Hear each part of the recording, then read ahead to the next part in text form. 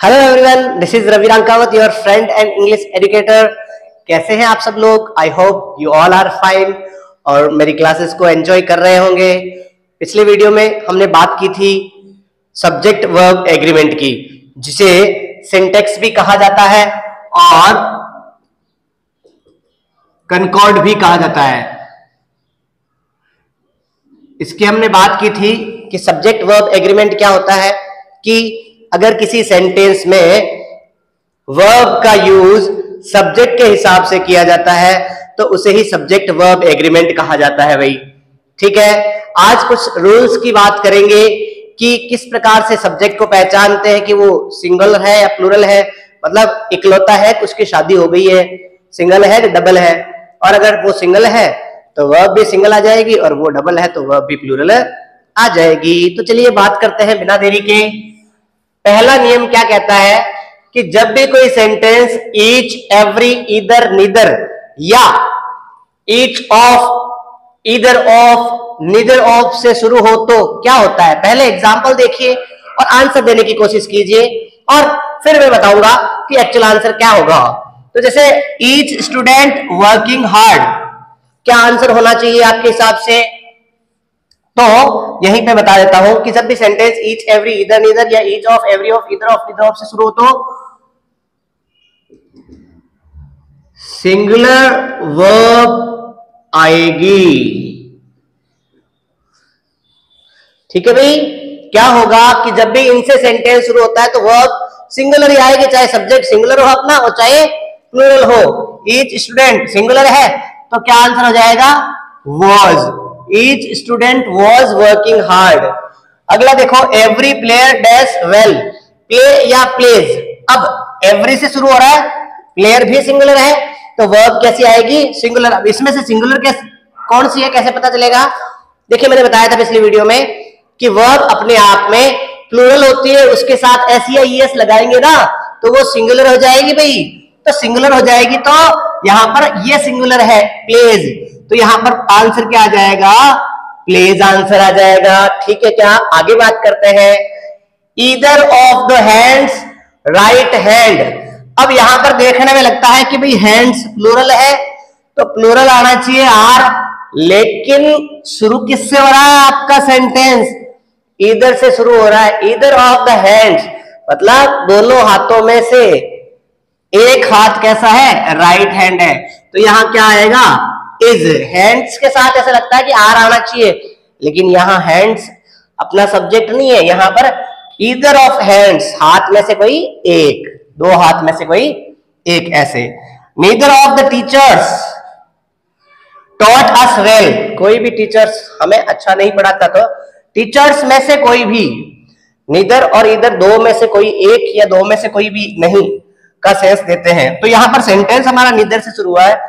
Teachers देखने से लगता है कि यहाँ पर हैव आना चाहिए, लेकिन सेंटेंस नीदर से शुरू हुआ है, इसलिए हम क्या करेंगे भाई? हैज लगा देंगे। बात समझ में आई क्या? देखो चीजों को मैं आपको बहुत आसानी से समझाने का प्रयास करूंगा। सब्जेक्ट वर्ब एग्रीमेंट के जितने भी रूल्स हैं मैं सारे रूल्स आपके सामने लेकर आऊंगा। मेरा बिल्कुल भी इंटेंशन नहीं है कि शॉर्ट में चीजें समझाकर और अपने व्यूअर्स बढ़ाओ, सब्सक्राइबर्स बढ़ाओ, जी नहीं। मेरा पर्पज है आपको डिटेल से ग्रामर के सारे नियम बताना। तो मेरे साथ बने रहिए और चीजों को सीखिए जी। आगे बात करते हैं। Each of the girls naughty, NAUGHT, Y लगाना पड़ेगा, नॉटी है ना, नॉट नहीं, नॉटी। तो गर्ल्स देखते लगता है प्लूरल है, लेकिन यहां पर शुरू किससे हो रहा है? ईच से शुरू हो रहा है भाई। किससे शुरू हो रहा है? ईच से। तो जब ईच से शुरू होता है तो वर्ब कैसी आएगी? सिंगुलर। तो इज हमारा सही आंसर हो जाएगा। बात समझ में आई क्या? पक्की बात। तो चलो आगे बात करते हैं। अगला एग्जाम्पल देखते हैं पहले। ईदर राम और his friends going to market. चलो भाई कमेंट में आंसर बताओ क्या होगा तुरंत देखते ही। ईदर राम और हिज फ्रेंड्स, तो देखने में क्या लग रहा है कि भाई फ्रेंड्स है, प्लूरल होना चाहिए, यस, या फिर राम है, सिंगुलर होना चाहिए। कैसे पता चलेगा? तो देखो नियम अब समझाता हूं। जब भी दो सब्जेक्ट यानी कि कोई भी नाउन या प्रोनाउन ईदर और, नीदर नॉर से जुड़े हो तो और तथा नॉर के बाद में दिए हुए सब्जेक्ट के अनुसार वर्ब आती है। मतलब यहां पर क्या है, इधर राम और हिज फ्रेंड्स, तो और के बाद में जो सब्जेक्ट है वो हमारा मेन सब्जेक्ट होगा, और पड़ोस वाला कौन सा, वो मेन सब्जेक्ट होगा नहीं।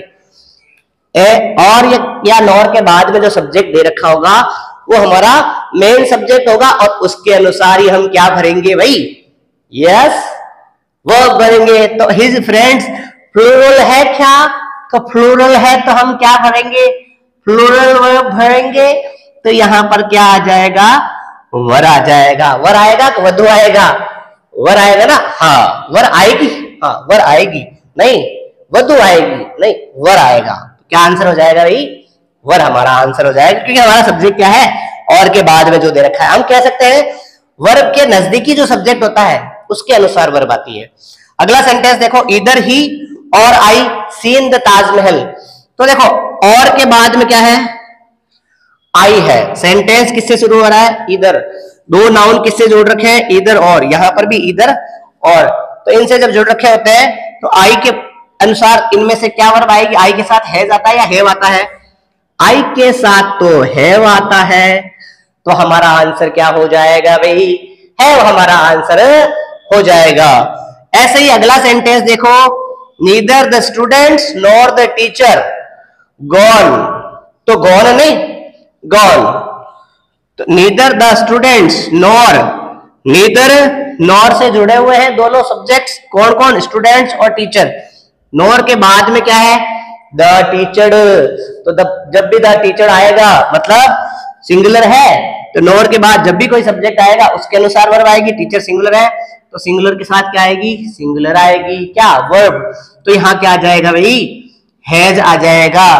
तो ये कुछ एग्जाम्पल्स और रूल्स हुए, हम अगले वीडियो में बात करेंगे कुछ और रूल्स की। तब तक मेरे साथ बने रहिए, लाइक कीजिए, शेयर कीजिए, और वीडियो अच्छा लगे तो सब्सक्राइब कीजिए, और कोई चीज समझ में नहीं आती है तो प्लीज कमेंट कीजिए। Thank you so much.